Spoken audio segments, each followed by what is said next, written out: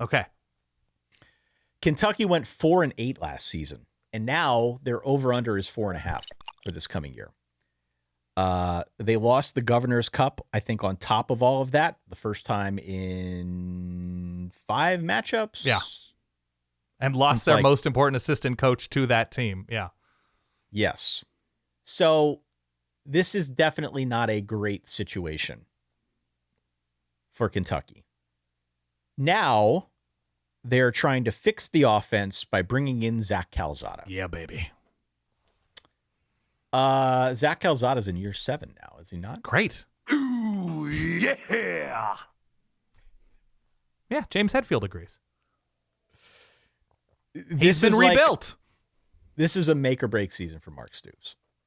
He's the all-time winningest coach in the history of the program, and he is clearly under some pressure. It feels to me like Mark Stoops is getting a little grumpier each time I hear him talk. Okay. It was a disappointing campaign a year ago. They went through a massive roster overhaul. They brought in 40 new players through transfers and recruiting otherwise. I think you look at this situation and you say, all right, well, it's a new cast of characters.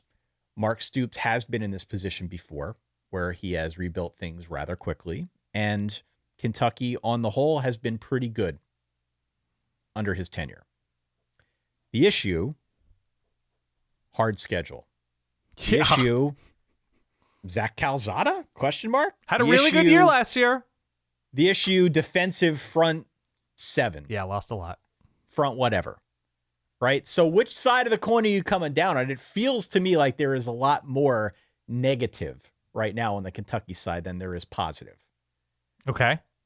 And so last season, I recall having this conversation with you where we were talking it through and we were all playful about it and we're big-time Vanda grifters and Bush Hamden this and Mark Stoops that. None of it worked. No. None of it worked. Beat Ole Miss. But nothing worked otherwise. Right. So what is the thing? Is there a thing that you are latching onto going into 2025, Dan, where you're saying, aha, this is Kentucky went sub 500. Previously, they bounced back with 10 wins. Right. What is the thing that you are hanging your hat on now and you're saying they can do it again under Mark Stoops? They're just a complete mystery with the number of guys they brought in. If we can both agree that Mark Stoops has been a good coach for Kentucky and has hired, for the most part, quality assistants. I won't go as far as saying offensive coordinators consistently, but has done a good job building Kentucky around a very specific identity of, again, let's take away how this team is built in this moment specifically. If we're just going to compliment Mark Stoops and say it has a very specific identity of pushing teams around and running the ball and playing really good defense, and that has led to them winning, 7, 8, 9 games, a good chunk more than anybody else has done in Lexington. We agree. That has been the history of Mark Stoops, like the best of Mark Stoops and the best of Kentucky football. So we know that that's his preferred way of playing. We know the offensive line fell off. We know there were cultural issues inside of Kentucky's program last year. We know that the defense was fine, but not as excellent as it needs to be to help this team win 8, 9 games last year. And then they completely overhaul things through the portal this year and lose. I think it's Vince Marrow, the assistant that went to Louisville. Yep. They brought in some promising dudes on offense. The best of Zach Calzada is good enough to beat the Alabama Crimson Tide. Yes. Fact check. Mm-hmm. That's correct. Yeah. Mm-hmm. So if he is quality, if the offense is fine, and the playmakers they found, let's Dante Dowdell coming in from Nebraska, big running back. Who I like, 6'2", 227. Yeah. He's a bull. I don't hate him. By way of Nebraska and Oregon, I believe. Yep. The offensive line just needs to be better. So I think the reason to feel good about Kentucky is because of, you might have the number in front of you, the number of transfers, it's like 40 plus or something crazy. Yeah, it's over 40 new players. Yeah, in total. That they're a wild card, mysterious team coached by somebody who has taken lesser talent to wins over greater teams. So that's the case for Kentucky. I just think there's too much new. You're asking too much. Like, you would want more of a tinkerer, more of an open-minded head coach. That's why I like Lane Kiffin. They have a ton new, but he's been able to sort of figure it out and do things differently depending on talent year over year. So I'm not super high in Kentucky, but I think there can again be those weeks like they had against Ole Miss, like they had against Georgia, where they game plan well, they do something well enough that gets under the skin in a bad way of whoever they're playing. And even though they go 5-7 or something, that 2 of those wins come against clearly superior teams. I think it's notable that Kentucky saw 2 high-profile receiver transfers out. It's not great. Dane Key and Barry Brown. Yeah. Okay.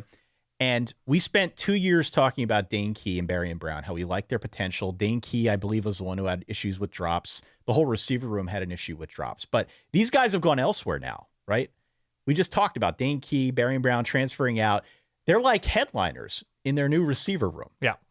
And everybody's excited about what they are bringing to bear. Kentucky couldn't get anything, and they had both of those guys. So what's it going to be? How are we going to figure out a way to move this offense forward, given the fact that you're starting a guy like Calzada, who's been around, I think is kind of a known quantity. I hope they get back more to a physical brand of football, because that's what we have come to know over the Stoops years, to your point, right?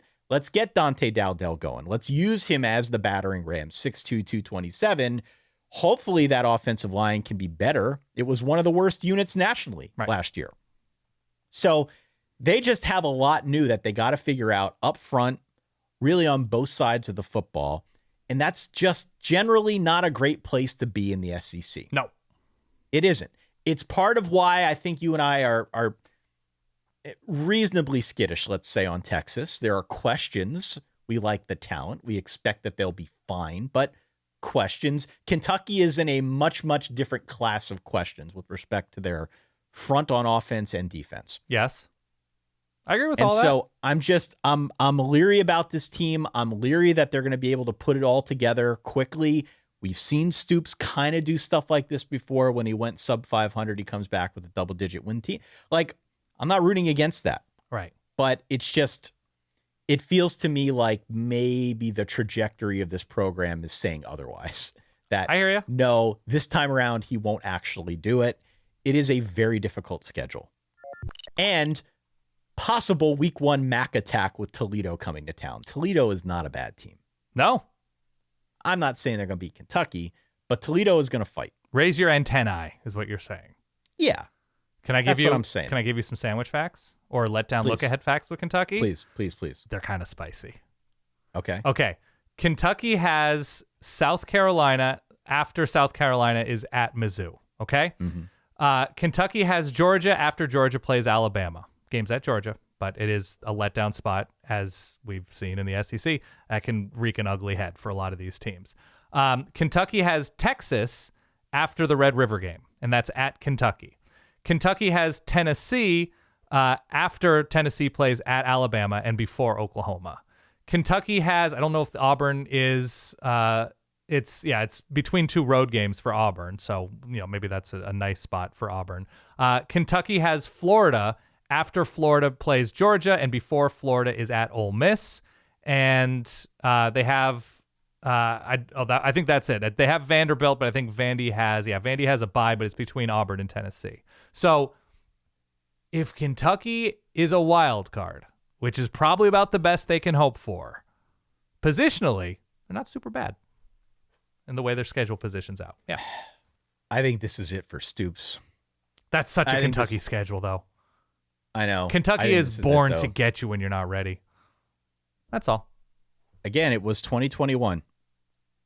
Had the a simpler time, Ty. A simpler time indeed. Had the losing season, turned it around, went 10-2 the next year. I'm not feeling it, but there are some spicy elements to that schedule. I'll give you that.